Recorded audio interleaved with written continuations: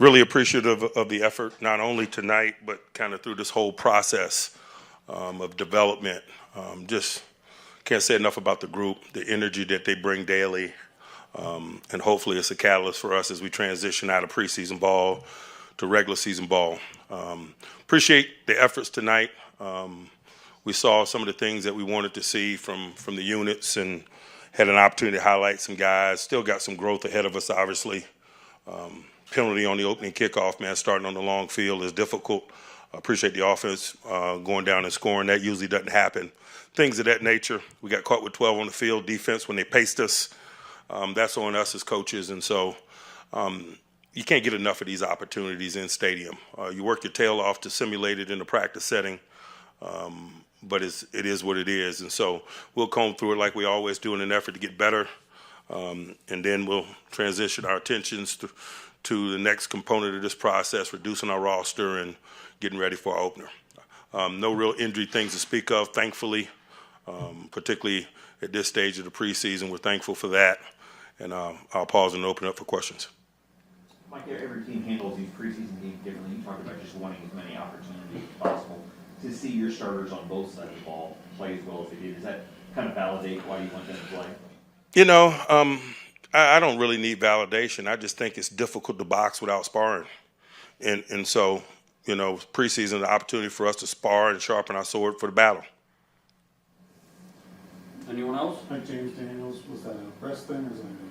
He had a day-to-day injury, and so we did what was prudent in that regard. Same thing with Cam Hayward. What's the biggest thing you've seen in Kenny's growth from the end of last year to now? Who's that? Kenny's growth.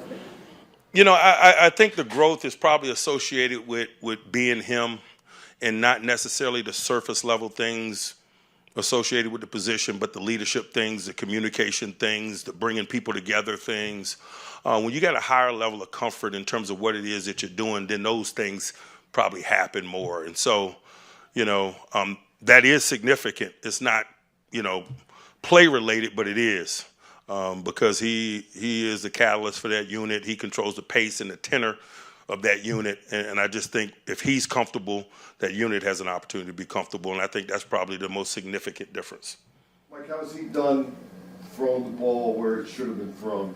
Who? Kenny? Yeah, making his reads, seeing what he needs to see. It has been really solid.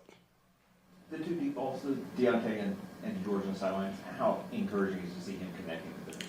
You know, we've done it in practice, and so I expect to see it in stadiums. Was your playing time plan set in stone regardless of what decision the Falcons made? I don't care what the Joneses do. We're going to do what we do. You had some mixed up positions on the offensive line, probably some of the injuries, but probably also just getting the guys to look at a different spot. What did you see out of the way they played together and the different circumstances they've been in?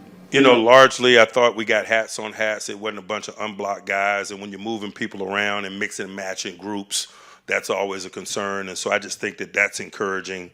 But I'll comb through it with the tape before I give you further analysis. Did you feel good about Broder Jones preseason? I did. I felt really good about the number of reps we were able to get him, and that was our intention. He's a talented young guy, but he's a third-year guy, and those guys need as many reps as they can get, and thankfully we were able to get him a lot. Anything else? All right, we'll have a Landon Roberts. Thanks, guys.